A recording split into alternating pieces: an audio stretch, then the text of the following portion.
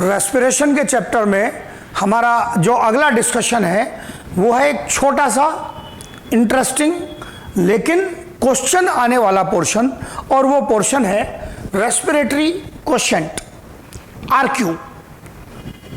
जो वर्ड है क्वोशेंट, इसका मीनिंग ये क्या होता है? इसका मीनिंग होता है रेशो। मतलब हम किसी चीज का रेशो कैलकुलेट करना चाह रहे हैं। किस चीज का रेशो कैलकुलेट करना चाह रहे हैं? रेस्पिरेशन के प्रोसेस में, रेस्पिरेटरी क्वोशेंट निकाल रहे हैं ना, रेस्पिरेशन के प्रोसेस में CO2 का कितना वॉल्यूम इवॉल्व हुआ और O2 का वॉल्यूम कितना कंज्यूम हुआ।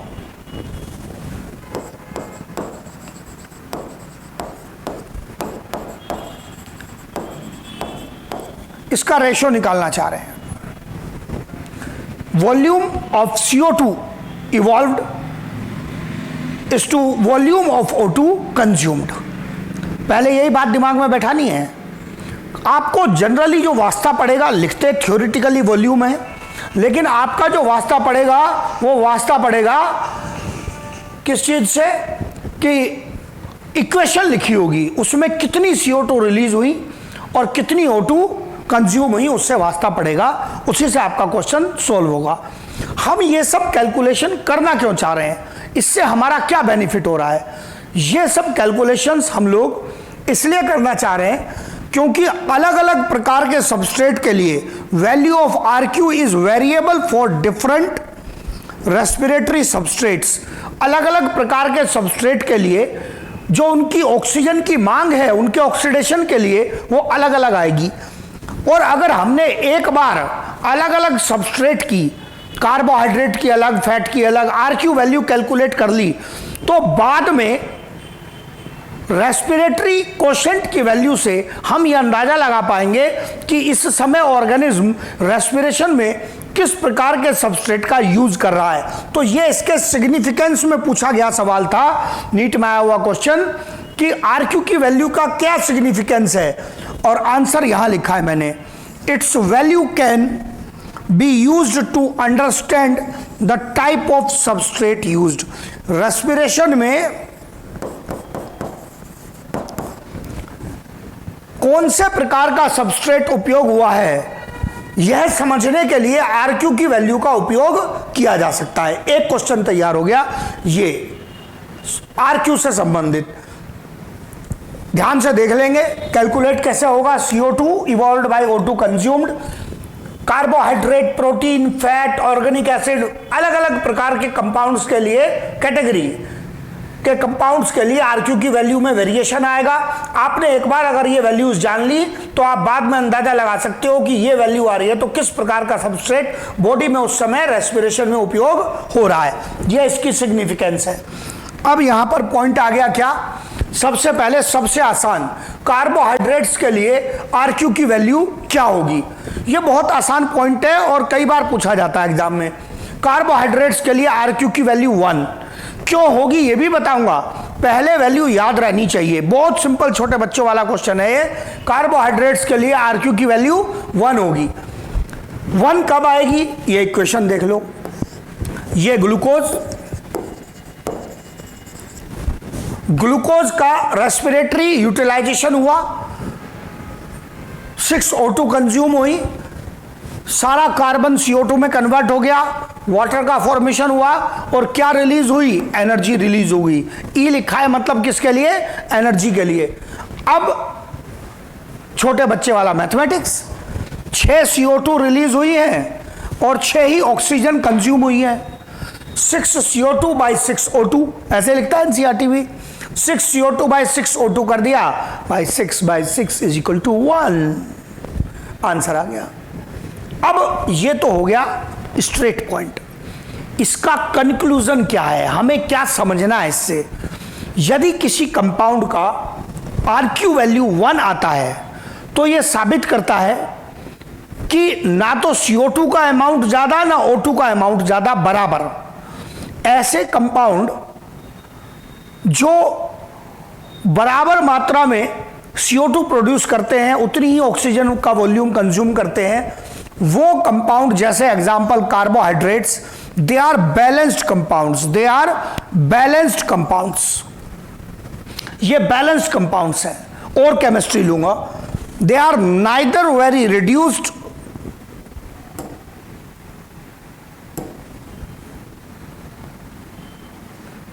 they are neither very reduced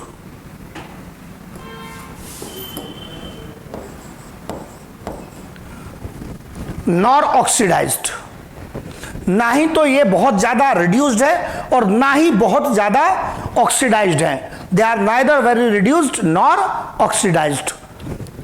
आपको यह बात हो सकता है एक बारी में समझ में नहीं बैठे, अकेले कार्बोहाइड्रेट से समझ में नहीं बैठे, सर पता नहीं चला आप क्या कहना चाह रहे हो कि ये ना तो ज्यादा रिड्यूस्ड है ना ऑक्सीडाइज्ड है। हाँ जी, बिल्कुल सही बात है, अकेले नहीं समझ में बैठेगी। जब मैं अगला एग्जाम्पल फैट का ले लूंगा तो दोबारा तुलना करूंगा और फिर एकदम मस्त समझ में बैठेगी, झकास। ध्यान से पहचानना है जब मैं अगले पॉइंट पर जाऊंगा। पहले याद कर लेनी है दो चीजें, एक कार्बोहाइड्रेट के लिए आरक्यू की वैल्यू 1, ऐसा उन कंपाउंड के लिए होता है जो ना ज्यादा रिड्यूस्ड है ना ज्यादा ऑक्सीडाइज्ड। आपका पॉइंट, सर दूसरे वाली बात पूरी समझ में नहीं आई, आएगी आएगी आएगी आएगी। अब यहां पर यह समझने के लिए हमें थोड़ा आगे जाना पड़ेगा। यह समझने के लिए आगे हम जरा आरक्यू फॉर फैट्स पर, जिसको एनसीईआरटी लिखता है कि फैट्स का आरक्यू लेस देन 1 है, फैट्स का आरक्यू लेस देन 1 है। एनसीईआरटी ने एग्जांपल लिया ट्राइपाल्मिटिन फैटी एसिड का, एनसीईआरटी ने एग्जांपल लिया ट्राइपाल्मिटिन फैटी एसिड का, मैंने भी वही लिया है, वो का वही रटवाना है आपको। और यही एग्जांपल नीट 2019 में पूछा गया है। साधारण क्वेश्चन आते हैं बिल्कुल कई बार, एनसीईआरटी का पॉइंट एक एक समझ में आना चाहिए। ट्राइपाल्मिटिन का केस पूछा गया, ये ट्राइपाल्मिटिन C51H98O6, C51H98O6। अब आप जरा तुलना करना, कार्बन कितने हैं 51, उसकी स्ट्रक्चर में कार्बन की वैलेंसी को भरने के लिए भारी मात्रा में कौन भरा हुआ है, हाइड्रोजन। और ऑक्सीजन केवल कितने हैं, 51 कार्बन के साथ ऑक्सीजन केवल कितने हैं, 6, केवल 6। जिसके स्ट्रक्चर में पहले से ही भारी मात्रा में हाइड्रोजन भरा हुआ हो और ऑक्सीजन बहुत ही कम हो, भाई उसका ऑक्सीडेशन करने लगोगे तो मुसीबत होगी, ऑक्सीजन की ज्यादा मात्रा चाहिएगी। क्योंकि इसमें पहले से प्रेजेंट ऑक्सीजन, इसके स्ट्रक्चर में प्रेजेंट ऑक्सीजन बहुत ही कम है और हाइड्रोजन बहुत ही ज्यादा है, तो यह कंपाउंड हाईली रिड्यूस्ड है। Fats are highly reduced compounds, they are structurally rich in hydrogen. Carbon की अधिकतर वैलेंसीज को हाइड्रोजन भरता है और बहुत कम जगह पर ऑक्सीजन होता है, बहुत कम जगह पर ऑक्सीजन होता है। इसलिए यदि आप ऐसे कंपाउंड का ऑक्सीडेशन करने लगो, क्योंकि उसमें अंतर पहचानना है, गड़बड़ नहीं करनी है, क्योंकि उसमें पहले से प्रेजेंट, उसके स्ट्रक्चर में पहले से प्रेजेंट ऑक्सीजन बहुत कम है, तो ऑक्सीडेशन के समय उसकी ऑक्सीजन मांग बहुत ज्यादा होगी। ऐसे दो मॉलिक्यूल को ऑक्सीडाइज करने के लिए 145 ऑक्सीजन चाहिए, 145 ऑक्सीजन चाहिए, 145। रिजल्ट आ गया ऑक्सीडेशन होकर 102 CO2 और 98 H2O। अब निश्चित सी बात है CO2 ज्यादा रिलीज हुए, CO2 रिलीज हुए कम और ऑक्सीजन कंज्यूम हुए ज्यादा।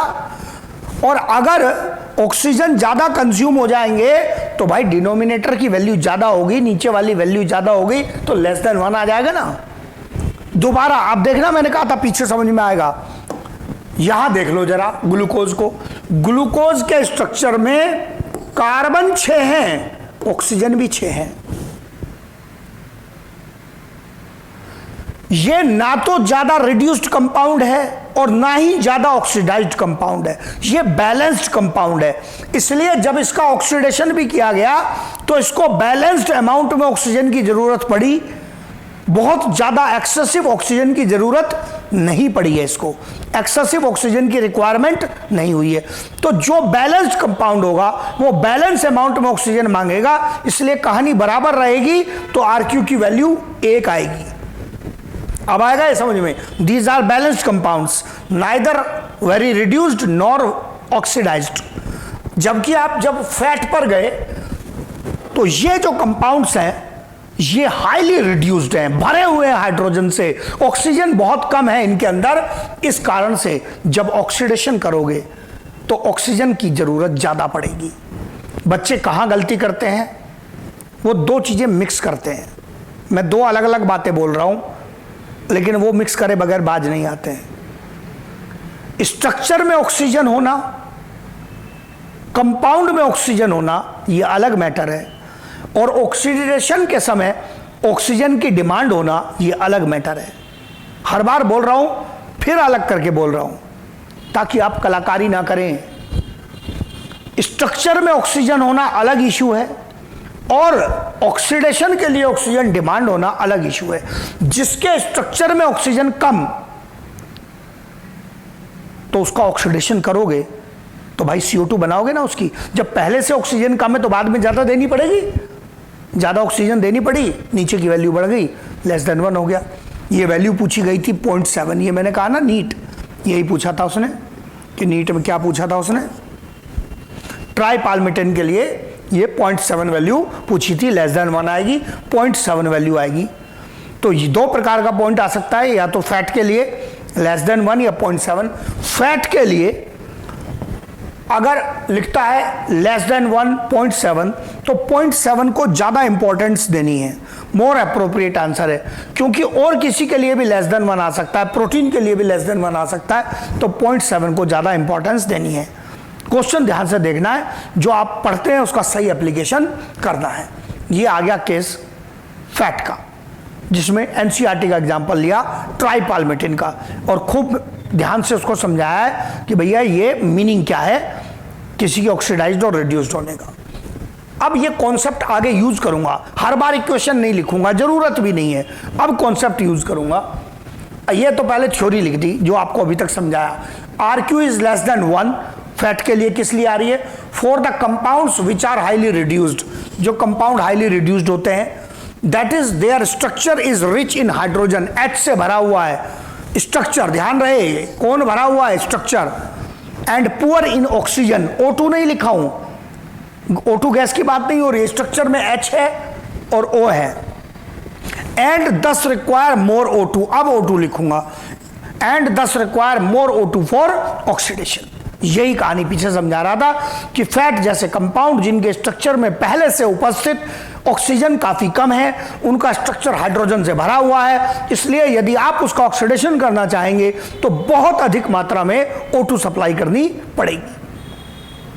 इससे आपको यह बात भी समझ में आएगी कि बॉडी लगातार फैट से एनर्जी क्यों नहीं लेती। फैट में ज्यादा एनर्जी है, फिर भी बॉडी लगातार फैट से एनर्जी नहीं लेती, क्योंकि फैट का ऑक्सीडेशन लगातार किया जाएगा तो ऑक्सीजन डिमांड बहुत ज्यादा होगी। हम वैसे ही अपनी बॉडी को पर्याप्त ऑक्सीजन सप्लाई नहीं कर पाते। 100 मीटर दौड़ दें, अगर तेज दौड़ जाएंगे सांस चढ़ने लगेगा। अरे भैया, कार्बोहाइड्रेट के मामले में ही पूरी ऑक्सीजन नहीं दे पा रहे, फैट का उपयोग करके अगर बॉडी लगातार बॉडी को ATP देने लगे तो भाई ऑक्सीजन की और कमी पड़ जाएगी। So biological systems, living systems are very intelligent. Can you see it कि ऑक्सीजन के रिक्वायरमेंट को भी बैलेंस करता है कि कार्बोहाइड्रेट ना केवल टूटने में आसान है बल्कि उसकी ऑक्सीजन डिमांड भी फैट की तुलना में कम है। यह आ गया दोनों का कंपैरिजन। फिर इसके बाद पॉइंट आता है RQ फॉर प्रोटीन्स। अब सीधे याद करने वाले पॉइंट है, यह भी <1 आएगा। जो सामान्य तौर पर वैल्यू आती है 0.9, यही NCERT लिखता है, सामान्य तौर पर वैल्यू आती है 0.9। मैंने कहा मोस्टली अराउंड। आप कहेंगे इसका क्या मतलब है? हाँ जी, वेरिएशन हो सकता है। क्यों भाई? हर प्रोटीन में अमाइनो एसिड एक जैसे तो नहीं है ना, प्रोटीन में अमाइनो एसिड में वेरिएशन आएगा तो इस वैल्यू में थोड़ा बहुत बदलाव आ सकता है। यही मैंने लिखा है। पहले तो कहा रिड्यूस के बारे में, क्योंकि ये 1 से कम आ रही है तो इससे साबित हो गया, अभी पुराना ही कॉन्सेप्ट लगा दिया ना जो अभी पढ़ा था, 1 से कम आई तो इसका मतलब इससे साबित होता है कि ये भी रिड्यूस्ड कंपाउंड है। लेकिन वो था 0.7, ये है 0.9, इसका मतलब फैट की तुलना में लेस रिड्यूस्ड है, फैट की तुलना में लेस रिड्यूस्ड कंपाउंड्स हैं। फैट तो बहुत हाईली रिड्यूस्ड है, हाइड्रोजन से भरा हुआ, इसमें भी हाइड्रोजन ज्यादा है लेकिन उतनी ज्यादा नहीं है जितनी फैट में थी।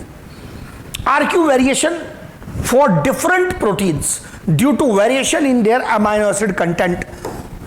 हर एक प्रोटीन का अमाइनो एसिड कंटेंट एक जैसा नहीं है और इस कारण से उनकी वैल्यू हर एक में एग्जैक्ट 0.9 आए वो पॉसिबल नहीं है। लेकिन अगर एक आंसर देना पड़े तो 0.9। ये तो आपके आगे के ज्ञान के लिए है। होशियार एग्जामिनर हो या आपको खुद आप मेरे से सवाल करने लगे सर फिक्स कैसे हो सकता है, अमाइनो एसिड बदल जाएंगे, बिल्कुल सही बात है, पहले ही बोल दिया है, पूरी तरह फिक्स नहीं होगा। ये आपको एक एवरेज वैल्यू याद करनी है कि इसके आसपास वैल्यू आएगी प्रोटीन्स के लिए। फिर इसके बाद कहानी आ गई आरक्यू फॉर ऑर्गेनिक एसिड्स। जैसे ही कहा मोर देन वन आरक्यू कब आएगा, जब CO2 ज्यादा रिलीज हुई हो, क्योंकि आपने आरक्यू क्या लिखा था, RQ is equal to CO2 by O2, CO2 evolved by O2 consumed, ये लिखा था ना। मोर देन 1 कब आएगा, जब ऊपर वाली वैल्यू ज्यादा हो, मतलब ऑक्सीजन का उपयोग कम हुआ हो। कौन ऑक्सीजन की डिमांड कम करेगा, जिसके स्ट्रक्चर में पहले से ही काफी ऑक्सीजन है तो उसकी डिमांड भी ज्यादा नहीं होगी, क्योंकि पहले ही ऑक्सीजन काफी भरी हुई है उसमें। जिसके स्ट्रक्चर में पहले से ही ऑक्सीजन भरी हुई है, इसका मतलब वो कंपाउंड्स कैसे हैं, ऑक्सीडाइज्ड है, ये लिखा, मींस ऑक्सीडाइज्ड कंपाउंड्स हैं ये। अगर आरक्यू वैल्यू मोर देन 1 आती है उसके लिए आएगी जो कंपाउंड ऑलरेडी काफी ऑक्सीडाइज्ड है और ऑलरेडी रिच इन ऑक्सीजन, जिसका स्ट्रक्चर ऑलरेडी ऑक्सीजन रिच है। ऑलरेडी वर्ड पे बहुत ध्यान देना है, मैं नए डिमांड की बात नहीं कर रहा हूं। Already rich in oxygen and thus less O2 required for oxidation, क्योंकि पहले ही स्ट्रक्चर में ऑक्सीजन भरी हुई है, इसलिए उसके ऑक्सीडेशन के लिए कम ही ऑक्सीजन की जरूरत पड़ेगी, कम ही ऑक्सीजन की जरूरत पड़ेगी, यह कारण है। अब NCERT ऑर्गेनिक एसिड अलग से नहीं देता है, तो हमारा भी टारगेट यहां पूरी इक्वेशन लिखने का नहीं है, लेकिन 2 वैल्यूज याद करनी है आपको। एक मैलिक एसिड की वैल्यू याद करनी है और दूसरी जो वैल्यू याद करनी है आपको ऑक्सैलिक एसिड की। मैलिक एसिड 1.33, ऑक्सैलिक एसिड 4, काफी ज्यादा वैल्यू है। हाँ जी, काफी ज्यादा वैल्यू है। क्यों आ रही है वैल्यू काफी ज्यादा, बहुत हाईली रिच है ये जो ऑक्सैलिक एसिड है, ये हाईली रिच है ऑक्सीजन में। ऑलरेडी इसके स्ट्रक्चर के अंदर काफी ज्यादा अमाउंट में ऑक्सीजन भरी होती है, कार्बन से भी कहीं ज्यादा, कार्बन से भी कहीं ज्यादा ऑक्सीजन प्रेजेंट होती है, इसलिए इसकी नई ऑक्सीजन डिमांड बहुत ही कम है, नई ऑक्सीजन डिमांड बहुत ही कम है। जैसे इसकी स्थिति लगभग ये, कार्बन 2 ही है, ऑलरेडी ऑक्सीजन 4 है, तो भाई इसमें तो पहले ही ऑक्सीजन इतना भरा हुआ है, तो ऐसी स्थिति में ऑक्सीजन की जो नई डिमांड है वो बहुत ही पुअर है। इस कारण से इसकी जो वैल्यू आ रही है वो 1 से काफी ज्यादा आ रही है। ऑर्गेनिक एसिड्स के लिए हो गया ऐसा। तो ये ऑक्सीडाइज्ड कंपाउंड्स हैं, 2 वैल्यू याद रखनी है। फिर आए आड़े तिरछे क्वेश्चंस पर। ये आड़े तिरछे क्वेश्चन है, धोखा देने वाले। कहेगा आपसे केम प्लांट की आरक्यू वैल्यू बताओ, आंसर आएगा 0। आप कहेंगे 0 कैसे आया, कारण बताऊंगा, एकदम आसान कारण बताऊंगा। केम प्लांट CO2 रिलीज ही नहीं कर पा रहे, नेट CO2 रिलीज नहीं हो रहा है, ना नाइट में ना डे में। याद करो जरा, केम प्लांट में नाइट में क्या चल रहा था, प्राइमरी फिक्सेशन ऑफ CO2, क्योंकि स्टोमेटा रात में खुले थे, एनवायरमेंट से CO2 ली, मैलिक एसिड बनाया, स्टोर किया। डे में क्या चल रहा था, फाइनल फिक्सेशन ऑफ CO2, किसकी सहायता से, C3 साइकिल। अब यार जो प्लांट रात में भी CO2 ले रहा है, दिन में भी CO2 ले रहा है, मतलब उसका तो नेट CO2 रिलीज है ही नहीं ना दिन में ना रात में, तो कहां से RQ निकाल लोगे? और आप RQ कहते हो CO2 evolved by O2 consumed, और जिसके न्यूमरेटर वैल्यू ऊपर वाली वैल्यू CO2 जीरो हो गई, रिलीज किया ही नहीं है, तो भाई zero by anything is what? Zero. Answer आ गया। ये आसान रास्ता। दोनों पॉइंट बताएं, एक वैल्यू याद करके रखनी है केम प्लांट के लिए, RQ वैल्यू जीरो। दूसरा, कोई कलाकार आगे बढ़ जाए, कारण पूछने लगे, तुरंत चिपका दो कि हमें पता है। हाँ जी, आपको सब आवश्यक कहानी सब बताई जा रही है, सब कहानी बताई जा रही है। फिर उसके बाद RQ for anaerobic respiration. Anaerobic respiration में भी कौन सा case? Alcoholic fermentation. Alcoholic fermentation में क्या CO2 रिलीज हुई थी? यस, 2 CO2 रिलीज हुए थे। CO2 तो रिलीज हुई थी, लेकिन क्या एनारोबिक में O2 कंज्यूम हुई थी? ना, O2 कंज्यूम नहीं हुई थी। तो CO2 बाई जीरो लिखोगे, so if you divide anything by zero then it becomes infinite. So alcoholic fermentation के लिए RQ की वैल्यू क्या आ गई? इनफाइनाइट वैल्यू आ गई। RQ की वैल्यू क्या आ गई? इनफाइनाइट वैल्यू आ गई। एकदम आसान है, छोटे बच्चे वाले कैलकुलेशंस हैं। आई होप बिल्कुल क्लियर समझ में आ रही है कि एल्कोहलिक फर्मेंटेशन में RQ कैलकुलेट करने के लिए आपने क्या किया है? आपने किया है 2 CO2 रिलीज हुई थी, ऑक्सीजन कंज्यूम ही नहीं हुई। क्योंकि ऑक्सीजन कंज्यूम नहीं हुई तो जो वैल्यू आ गई वो इनफाइनाइट आ गई। जीरो से डिवाइड करेंगे इनफाइनाइट आ जाएगा। ये पॉइंट आ गया आपका।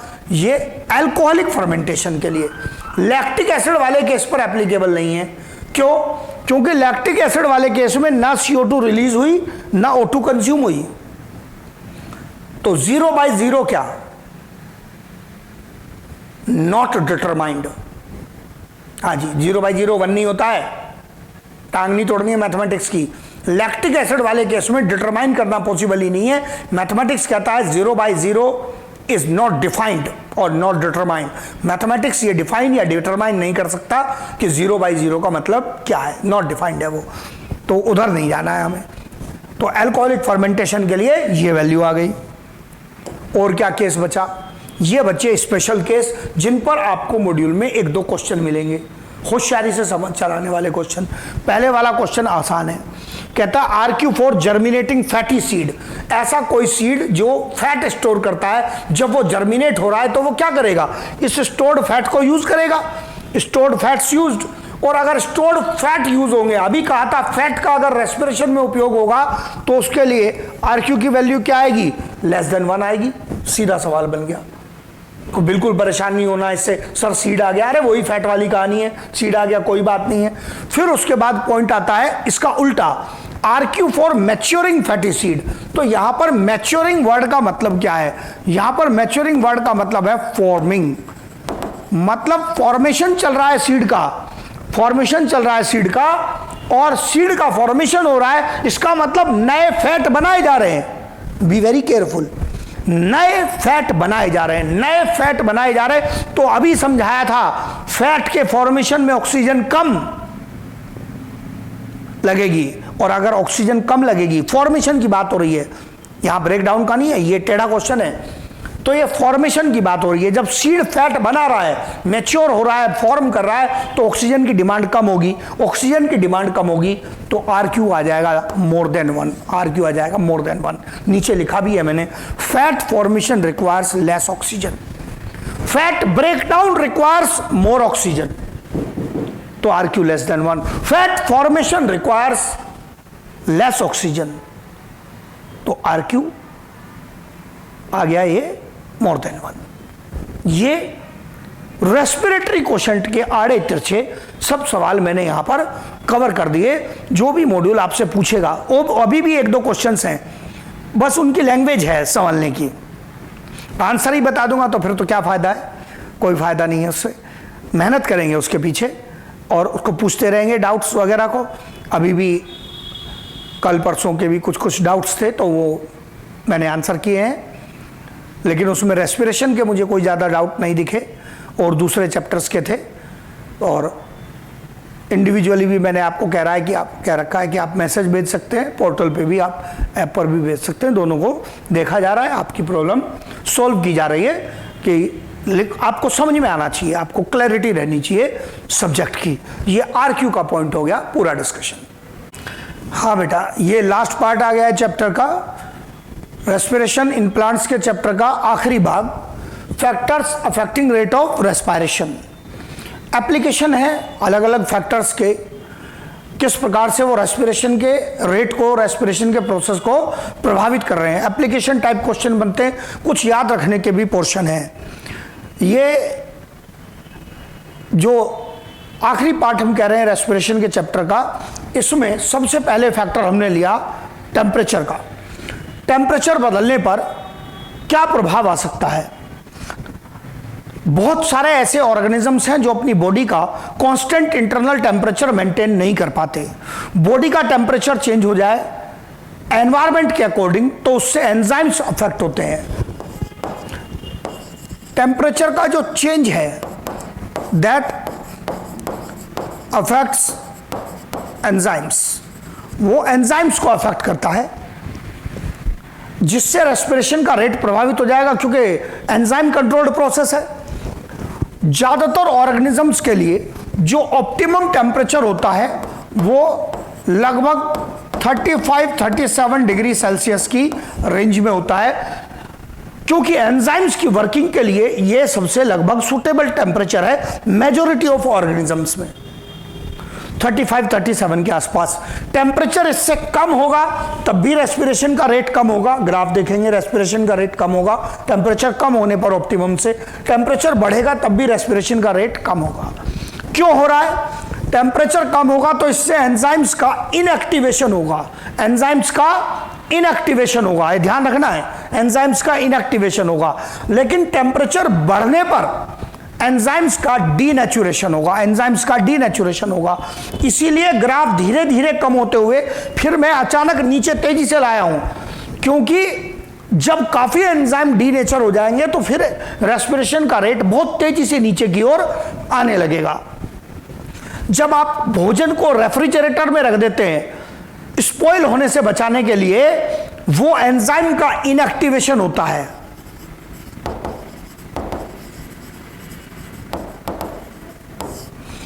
रेफ्रिजरेशन, तो इससे क्या होगा? एंजाइम अच्छे से वर्क नहीं करेंगे, माइक्रोब्स के भी एंजाइम वर्क नहीं करेंगे, माइक्रोब के एंजाइम वर्क नहीं करेंगे तो खाना स्पॉइल नहीं होगा, काफी समय तक बचा रहेगा। ये डीनेचुरेशन कहां? जैसे बॉइलिंग, बायो पे याद चल रहा है।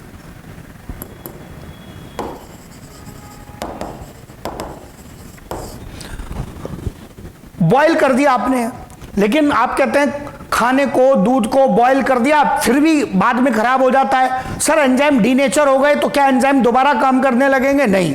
बायोमोलिक्यूल में भी कहा है, आज भी कहता हूं, प्रोटीन का डीनेचुरेशन परमानेंट होता है। सर फिर खाना दोबारा से खराब कैसे हो गया? खाना दोबारा से इसलिए खराब हो गया, एनवायरमेंट से नए माइक्रोब आ गए भोजन में जो नॉर्मली वर्क कर रहे थे।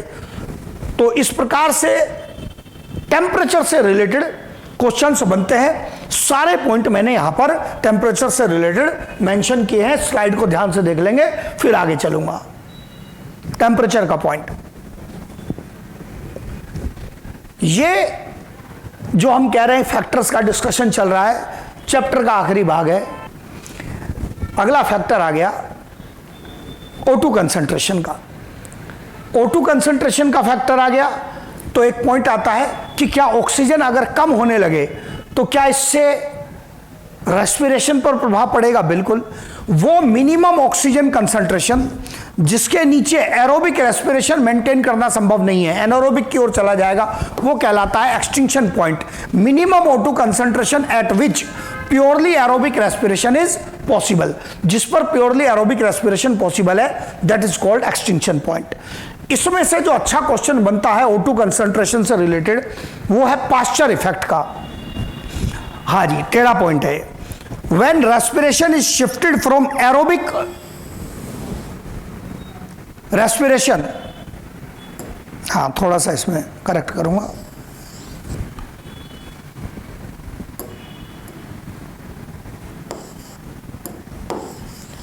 Aerobic respiration to anaerobic respiration,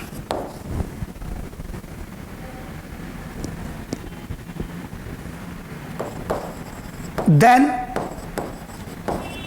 rate of glucose utilization is shifted from aerobic respiration to anaerobic respiration, then rate of glucose utilization is increased. पहले जरा रट्टा मारेंगे फिर समझाऊंगा, मैंने कहा इतना सीधा नहीं है। जब एरोबिक से एनारोबिक की ओर जाएंगे तो ग्लूकोज यूटिलाइजेशन का रेट बढ़ जाएगा, जब एरोबिक से एनारोबिक की ओर जाएंगे तो ग्लूकोज यूटिलाइजेशन का रेट बढ़ जाएगा। अगर बिना पढ़े ये क्वेश्चन आ जाए तो बच्चा उल्टा करता है। एनारोबिक में ग्लूकोज ज्यादा यूज होगा, एरोबिक में कम। आई रिपीट, एनारोबिक में ग्लूकोज ज्यादा यूज होगा, एरोबिक में कम। क्यों ऐसा है मैं एक्सप्लेन करता हूं, ध्यान से देखना कि मैं क्या बोलना चाह रहा हूं। अगर आप देखें एरोबिक रेस्पिरेशन में क्या स्थिति है, एटीपी कैसे बन रहे हैं रेस्पिरेटरी प्रोसेस से, कितने बन रहे हैं बॉडी की डिमांड के हिसाब से। ऐसा थोड़ी है बॉडी फालतू में ही ग्लूकोज तोड़ती चली जाएगी। ऐसे आपको समझाने के लिए मैंने एग्जांपल लिया। सपोज बॉडी की जो एटीपी डिमांड है किसी फंक्शन के लिए वो 38 एटीपी है, 38 एटीपी है, जानबूझ के लिया। ये 38 एटीपी बनाने के लिए एरोबिक कंडीशन में कितने ग्लूकोज चाहिए? एक ग्लूकोज से ही ये 38 एटीपी बन जाएंगे। लेकिन अगर आप एनारोबिक में शिफ्ट हो गए, एनारोबिक रेस्पिरेशन में आप शिफ्ट हो गए, और भाई फंक्शन तो चलाना है ना बॉडी का, फंक्शन चलाना है बॉडी का। ये एनारोबिक रेस्पिरेशन में आप शिफ्ट हो गए और बॉडी की उस फंक्शन को करने के लिए जो एटीपी डिमांड है वो वही है। फंक्शन तो उतने ही एटीपी से चलेगा ना, वो वही है, और वो डिमांड 38 एटीपी।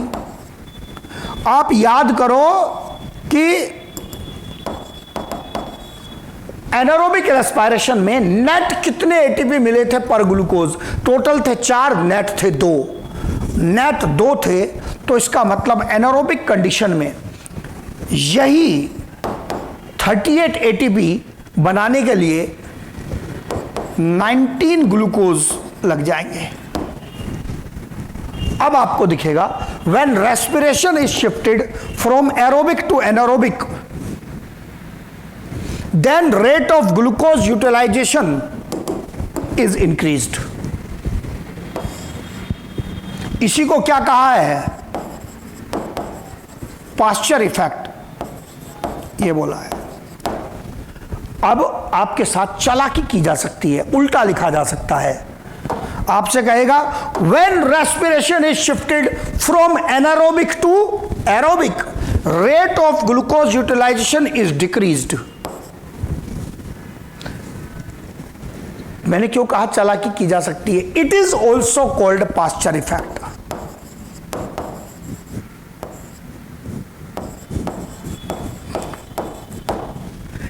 भाई ये तो अंडरस्टूड सी बात है, इधर से इधर गए बढ़ गया तो उल्टा आएंगे तो घट जाएगा।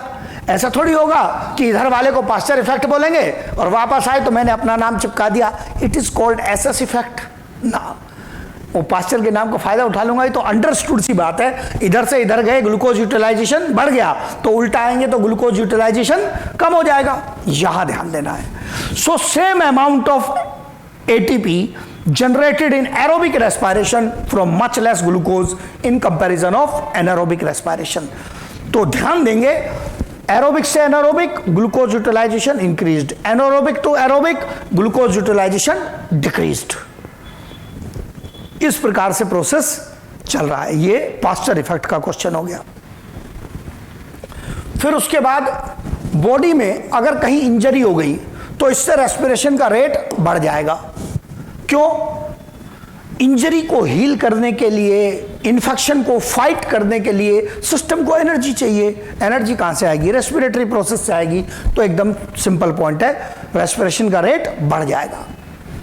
सॉल्ट कंसंट्रेशन, ये एक टेढ़ा क्वेश्चन होता है। High salt concentration in soil, मतलब ऑर्गेनिज्म की बात नहीं हो रही है, पहले पौधों से रिलेटेड क्वेश्चन बनता है। यदि सॉइल में हाई सॉल्ट कंसंट्रेशन है, इंक्रीजेस रेस्पिरेशन रेट, कहां पर बढ़ा दिया? इन रूट्स, ये भी लिख दिया, रूट्स में रेस्पिरेशन का रेट बढ़ा दिया, रूट्स में रेस्पिरेशन का रेट बढ़ा दिया, और क्लियर किया थोड़ा, in roots, so that plants increase solute concentration in roots to prevent water loss, to prevent water loss.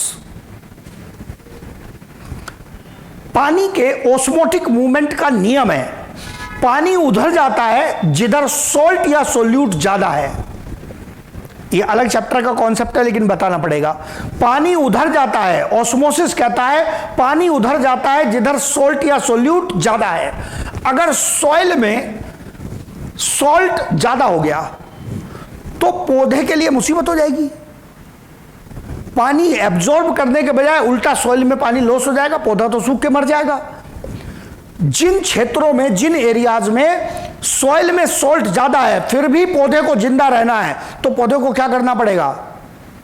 Active absorption का प्रोसेस लगा के अपनी जड़ों के अंदर सॉल्ट भरना पड़ेगा। सॉइल में से लाओ सॉल्ट, सॉइल में रूट में भरो, ताकि रूट की सॉल्ट कंसंट्रेशन, रूट की सोल्यूट कंसंट्रेशन, सॉल्ट लिखे सोल्यूट लिखे एक ही मीनिंग माना जाता है, रूट की सोल्यूट या सॉल्ट कंसंट्रेशन मिट्टी से ज्यादा हो, ताकि पानी जड़ों की ओर आए, ना कि जड़ों से लॉस हो।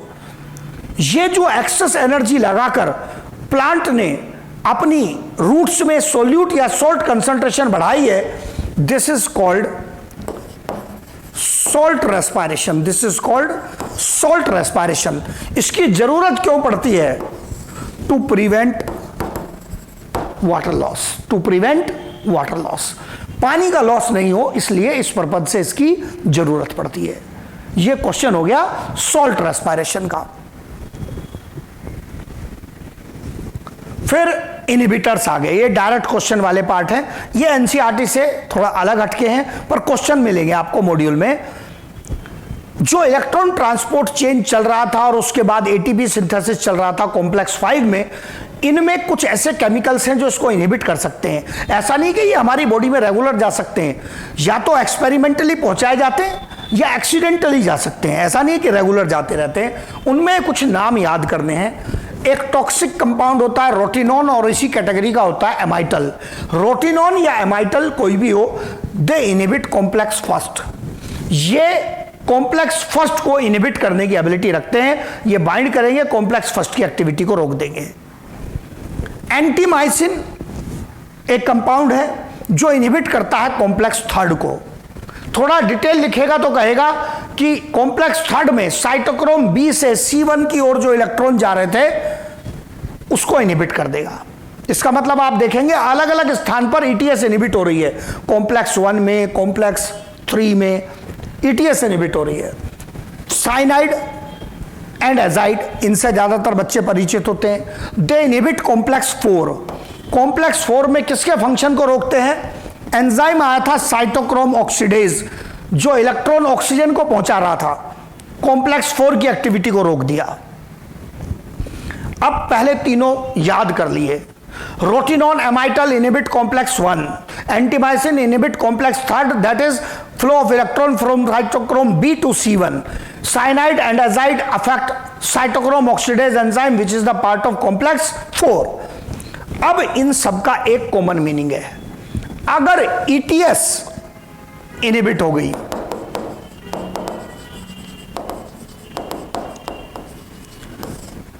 तो प्रोटॉन ग्रेडियंट नहीं बनेगा। प्रोटॉन ग्रेडियंट नहीं बनेगा तो ATP भी नहीं बनेंगे। सबका कॉमन मीनिंग है, तो ATP भी नहीं बनेंगे। एक कॉमन मीनिंग एक साथ लिखा है। So you inhibit complex 1, 3, 4, any of them, ETS is inhibited. कई बार बच्चे कहते हैं सर 2 से चल जाएगी। नहीं बेटा, अकेले 2 से नहीं चलेगी, क्योंकि कॉम्प्लेक्स 1 NADH2 यूज करता है, NAD+ रीजनरेट करता है, अगर NAD प्लस रीजनरेट नहीं होगा तो क्रैब साइकिल भी नहीं चलेगी, लिंक रिएक्शन भी नहीं चलेगा, कुछ नहीं चल पाएगा, तो ETS कहां से चलेगी? तो ये प्रोटॉन ग्रेडियंट फॉर्मेशन नहीं होगा और ATP सिंथेसिस रुक जाएगा। फिर इससे अलग हटके एक पॉइंट आता है, वो है ओलिगोमाइसिन का। ओलिगोमाइसिन बाइंड करता है कॉम्प्लेक्स 5 के साथ। कॉम्प्लेक्स 5 में कौन था? F0 F1 थे। उसमें से जो F0 था, जो टनल का काम कर रहा था, उसके साथ ओलिगोमाइसिन बाइंड करता है। मतलब इसकी बाइंडिंग किस प्रकार की है? ये था F0 F1 मेम्ब्रेन, यहां बना हुआ था ये प्रोटॉन ग्रेडियंट। प्रोटॉन यहां से पास होते हैं F0 F1 में से, तो ATP का सिंथेसिस होता है। लेकिन ये जो ओलिगोमाइसिन है, ये इस टनल को ब्लॉक कर देता है। ये बाइंड हो गया ओलिगोमाइसिन, ये बाइंड हो गया ओलिगोमाइसिन। प्रोटॉन को यहां से पास नहीं होने देगा, और अगर प्रोटॉन को यहां से पास नहीं होने देगा तो ATP सिंथेसिस क्या हो जाएगा? इनहिबिट हो जाएगा।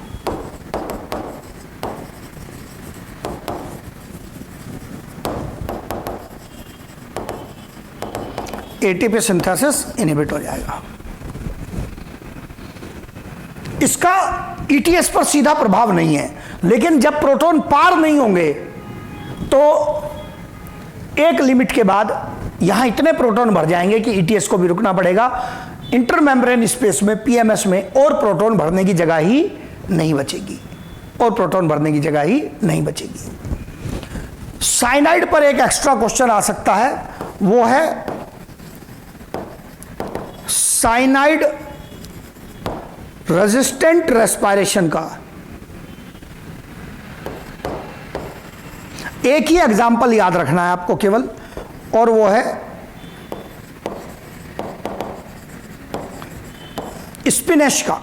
स्पिनेच, पालक जो है, उसमें ऐसा सिस्टम होता है, और कुछ पौधे हैं पर इसी एग्जाम्पल से आपका काम चल जाएगा अच्छे से, इससे अलग क्वेश्चन नहीं बनता है। स्पिनेच में, पालक में साइनाइड रेजिस्टेंट रेस्पिरेशन होता है। साइनाइड भी डाल दे तो भी वो रेस्पायर कर सकता है। ध्यान रहे, इसका ये मतलब नहीं है कि पालक खाने से हम साइनाइड रेजिस्टेंट हो जाएंगे, उल्टा सीधा दिमाग नहीं लगाना है।